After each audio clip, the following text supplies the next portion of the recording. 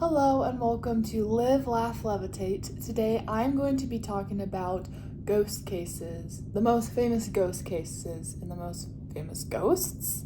I just came back from a trip. I left yesterday and I came back today and I went to go visit my sister at her college, and she's a film major, so I got to see her senior capstone and all the other films.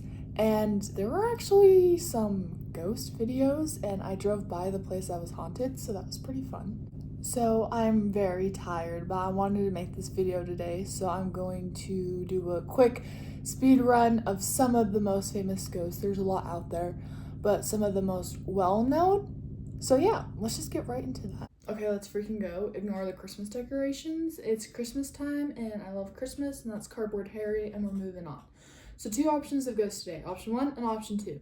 The first option is a ghost that is seen constantly in a specific area and they're haunting a certain place, and they're also known for their popularity, and they are also known for their antics and how they look.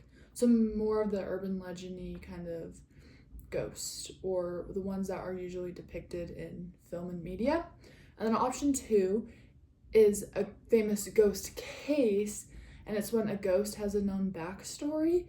So it can be from a murder, a suicide, money history, etc. And they had a known story before becoming a ghost, so them as a person had something going on and that was known, and then they died, and then that could lead into their haunting or something completely different. Okay, ghost 1 is the cowboy ghost from the Stanley Hotel. This ghost is known as the Kissing Cowboy, and again, Stanley Hotel in Estes Park, Colorado, is known to be a little bit of a flirt and kiss his guest, especially in the room, the Kissing Cowboy room, which is either 309 or 407. And yeah, he's a little bit of a flirt and he just hangs around those rooms. The next ghost is a maid from the Stanley Hotel, and her name is Elizabeth Wilson. So during 1911, she was an explosion in room 217, and she actually didn't die from that explosion. That just happened, and she survived a fall, and she survived because of her corset, helped her stay strong and sturdy. And she died years after, and she's just known to continue being a maid and clean up the hotel. Okay, the third ghost is Lizzie Borden.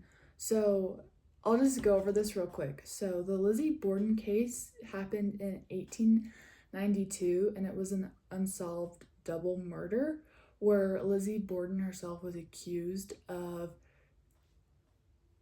with an axe to her father and her stepmother, and it just was known as a really big case. Again, it was unsolvable, but people think it was her.